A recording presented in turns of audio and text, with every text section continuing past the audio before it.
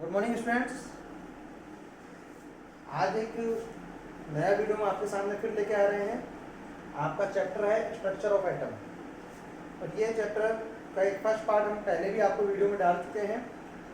तो आज उसमें हमने पढ़े थे कि जो एटम की स्ट्रक्चर है वो क्या है और एटम की स्ट्रक्चर के लिए अर्लियर क्या क्या कॉन्सेप्ट दिए गए, जैसे थॉमसन मॉडल है, Rutherford experiment, Rutherford model, Niels Bohr model, और उसके बाद अगर आप देखें तो सोमरसेट और क्वांटम मैकेनिक्स आता है। ठीक है, लेकिन अब एक चीज़ यहाँ पर आती है कि डाल्टन की थ्योरी के atom is undivisible, but earlier it is found, later it is found that atom is made up of sub atomic particles, यानी कि एटम के अंदर कुछ छोटे छोटे पार्टिकल प्रेजेंट हैं।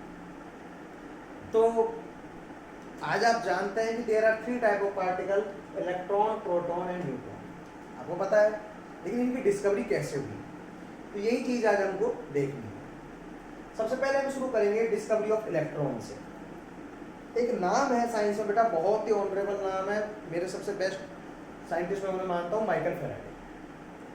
तो उनका एक सिंपल सा थ्योरी है कि इलेक्ट्रोलाइसिस पर उन्होंने बहुत वर्क किया है कि जब भी किसी भी कोई भी प्रोसेस इलेक्ट्रोलाइसिस का कराया जाए तो होता क्या है कि दोनों इलेक्ट्रोड्स पर कुछ रिएक्शंस होती हैं और मेटल जो है आपका वो कैथोड के ऊपर डिपॉजिट हो जाता है।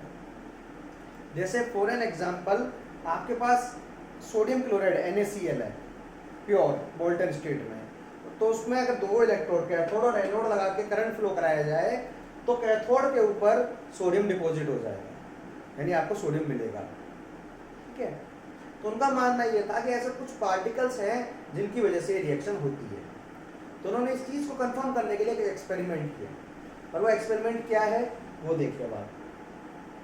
उन्होंने एक वैक्यूम पंप जैसा लगाकर एक ग्लास ट्यूब लिया, इसमें 2 इलेक्ट्रोड है, cathode negatively charge, positively charge anode रखा।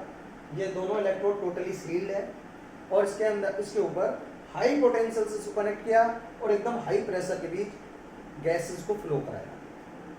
तो यहाँ पर एक चीज उन्होंने ऑब्जर्व की, वो क्या था कि एक row of particle moving from cathode to anode, यानी पार्टिकल्स की एक लाइन या धारा जिसे अपन बोल सकते हैं कैथोड से एनोड की तरफ जाती है।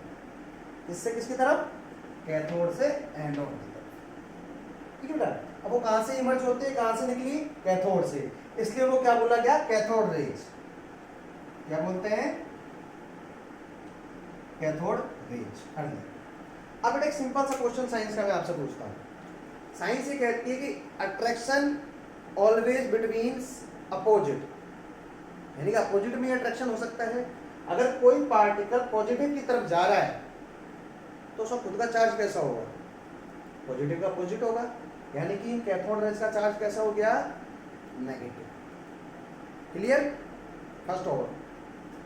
सेकंड, अब उन्होंने ये देखा कि उनको यहाँ पर ये तो पता लग गया कि कुछ पार्टिकल्स हैं एटम्स के अंदर जो कैथोड से एनोड की तरफ ट्रेवल करते हैं। ठीक है, और ये भी गैस हो गया कि नेगेटिव पार्टिकल्स हैं।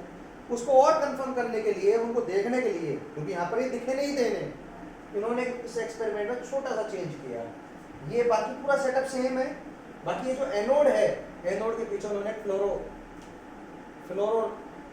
फ्लोरोसेंस स्क्रीन लगा दी। कैसी स्क्रीन? Phosphorescence screen. देखिए 2 तरह के पार्ट स्क्रीन हो सकते हैं, फॉस्फोरेसेंस और फ्लोरोसेंस। फास्फोरेसेंस और फ्लोरोसेंस का मतलब होता है जो जल्दी से एनर्जी को एब्जॉर्ब करते हैं या उसको एमिट कर सकते हैं।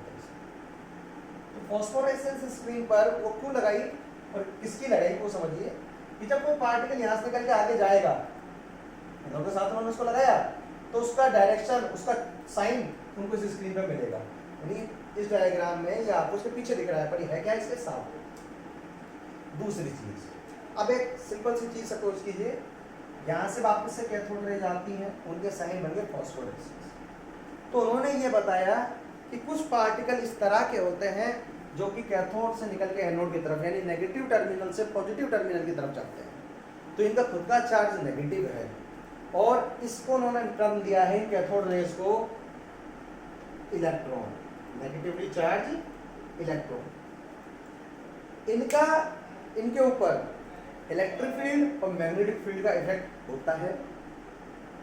सेकेंडली, थर्ड, इनका मास जो है वो जो गैस इसके अंदर ली गई थी उसके नेचर पर या उसके अमाउंट पर डिपेंड नहीं करता है। ओके, थोड़ी अलग सी चीजें हैं बेटा पढ़ने के लिए, पर देखना पड़ता है। दोबारा देख लीजिए, केवल और केवल उनकी डायरेक्शन को देखने के लिए फॉस्फोरेसेंस स्क्रीन का यूज किया गया। जब भी कोई पार्टिकल इस फॉस्फोरेसेंस स्क्रीन पर टकराता या गिरता, उसका एक साइन इस पर बन जाता है। तो उसके बाद उन्होंने बताया ये पार्टिकल्स जो हैं ये क्या है, इलेक्ट्रॉन्स। क्यों? और इनका चार्ज कैसा है, नेगेटिव। नेगेटिव क्यों है? क्योंकि नेगेटिव से पॉजिटिव की तरफ अट्रैक्ट होते हैं। क्लियर है? पहली चीज। अब क्या है बेटा, ये तो था फैराडे। अब इसके बाद आए थॉमसन। थॉमसन ने एक एक्सपेरिमेंट किया, उन्होंने इसी एक्सपेरिमेंट को आगे बढ़ाया और उन्होंने देखा, देखो बेटा यही सेम फ्लो ऑफ इलेक्ट्रॉन्स है, फ्लो ऑफ कैथोड रेज बोलते हैं। ये 3 पॉइंट है आपके पास, ए, बी और सी। ओके, और यहाँ पर एक तरफ उन्होंने लगा दिया मैग्नेटिक फील्ड और एक तरफ लगा दिया उन्होंने इलेक्ट्रिक फील्ड। अब वो ये करते हैं बेटा, एक बार उन्होंने केवल मैग्नेटिक फील्ड को अप्लाई किया तो वो देखते हैं कि पार्टिकल को जाना सीधा बी पॉइंट पे चाहिए, पर वो गया किधर, ए पर। एक बार उन्होंने मैग्नेटिक फील्ड को ऑफ कर दिया, डीएक्टिवेट करके केवल इलेक्ट्रिक फील्ड को लगाया, फिर से डेविएशन देखा गया, वो किस तरफ गया, सी पॉइंट पर। और अगर दोनों ही फील्ड को एक साथ अप्लाई किया गया तो दोनों एक दूसरे को बैलेंस करते हैं और बैलेंस करने की वजह से वो सीधा कहा जाता है बी पॉइंट।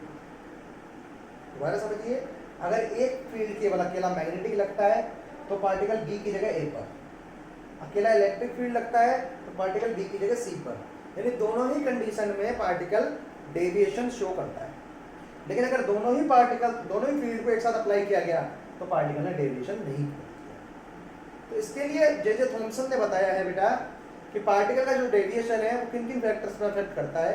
सबसे पहली चीज, ये पार्टिकल का मास बहुत कम है, इस वजह से इसमें डेविएशन ज्यादा है। ये पार्टिकल मतलब इलेक्ट्रॉन्स का मास बहुत कम है, इसलिए इसमें डेविएशन आता है। दूसरा, इस पार्टिकल पे जितना ज्यादा चार्ज होगा उतना ही ज्यादा इसका मैग्नेटिक और इलेक्ट्रिक फील्ड से इंटरेक्शन होगा, तो डेविएशन ज्यादा आएगा। ठीक है। थर्ड, अगर strength of magnetic and electric field ज्यादा है तो भी डेविएशन ज्यादा आएगा। टोटली ये डेविएशन 3 फैक्टर पे डिपेंड कर रहा है। मास ऑफ इलेक्ट्रॉन, मास अगर ज्यादा है तो डेविएशन कम होता है।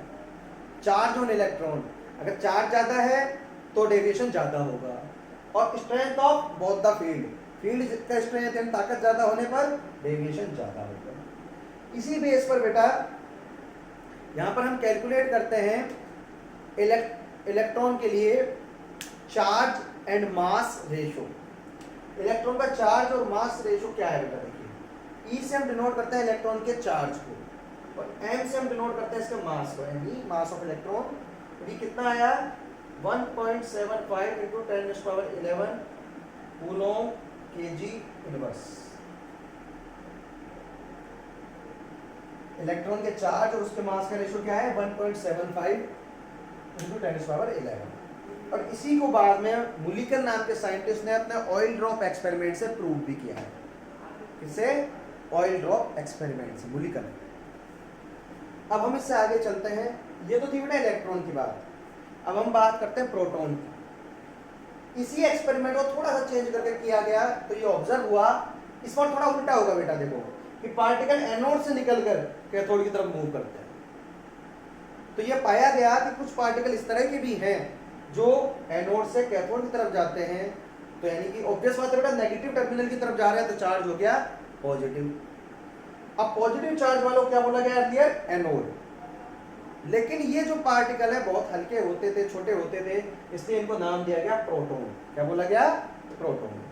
अब एक चीज आती है यहाँ पर कि सब कैसे ये चीजें ध्यान में आती हैं कि ये पार्टिकल है कि वो है, साइंटिस्ट को कुछ सपना थोड़ी आता है।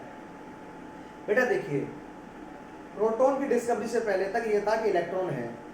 अगर एटम के अंदर अकेला इलेक्ट्रॉन ही चार्ज पार्टिकल है तो होना ये चाहिए था कि एटम का चार्ज नेगेटिव होना चाहिए था, लेकिन ये बार बार सामने आया कि एटम न्यूट्रल है। न्यूट्रल कब होगा? कि जब नेगेटिव को पॉजिटिव इक्वल का मिलेगा। तो यानी कि एटम में जितना नेगेटिव चार्ज होता है उतना ही पॉजिटिव चार्ज होता है। तो यानी कि एटम के अंदर नेगेटिव चार्ज इलेक्ट्रॉन के साथ साथ कुछ पॉजिटिव पार्टिकल्स भी प्रेजेंट हैं और वो बाद में डिस्कवर हुए। उनको क्या नाम दिया गया? प्रोटॉन। प्रोटॉन्स को डिस्कवर किया ई गोल्डस्टीन ने। इसने ई गोल्डस्टीन, ओके बेटा। और उसके बाद 1932 में जेम्स चैडविक ने एक सिंपल से एक्सपेरिमेंट के दौरान ये पाया कि जो एटम का मास है, देखिए हम मान रहे हैं कि अभी तक इलेक्ट्रॉन और प्रोटॉन दो ही पार्टिकल्स हैं, दो, एक का चार्ज नेगेटिव एक का पॉजिटिव, न्यूट्रल है, समझ में आ गई बात। लेकिन उनको लगता है जेम्स चैडविक को कि ऐसे और भी पार्टिकल्स हैं एटम के अंदर। क्यों? क्योंकि जो एटम का मास है वो उसको उनकी जो दो पार्टिकल वाली थ्योरी इलेक्ट्रॉन प्रोटॉन वाली को सेटिस्फाई नहीं करता है।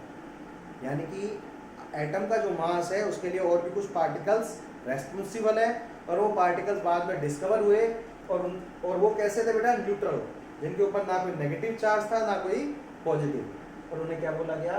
न्यूट्रल। क्या बोला गया? न्यूट्रल। अब ये तो थी डिस्कवरी की बात। कुछ छोटी छोटी चीजें इन तीनों पार्टिकल से जुड़ी हुई हैं, वो मैं आपको बता दूं। अब वो देखेंगे आप कैसे।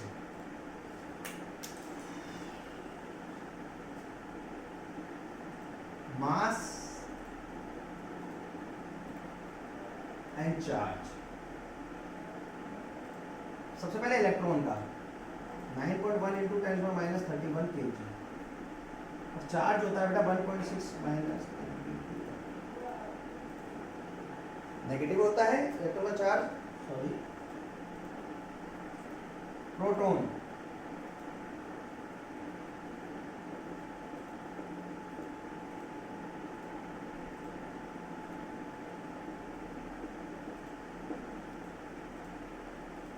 And neutron.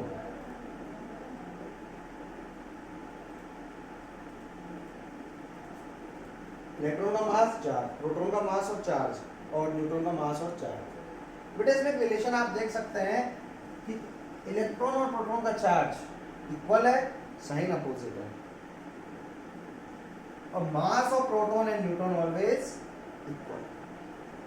इसको अगर हम एमयू में कन्वर्ट करें तो इसको हम लेते हैं इनको इन नंबर्स को 1 ओके। जैसे मैंने एटॉमिक मास वाली वीडियो में आपको बताया कि एटॉमिक मास की यूनिट न्यू होती है, एमयू जिसे बोलते हैं, और ये क्या है बेटा आपका? किसके इक्वल होता है? अब आज का आपका होमवर्क सिर्फ यही है कि आपको इन्हीं वीडियोस को बार बार देखना है क्योंकि नए टॉपिक्स हैं, और दूसरा बुक की रेफरेंस पक्का लेना है, और उसके बाद एक आर्टिकल आपको लिखना है discovery of electron proton and neutron. Till then good day.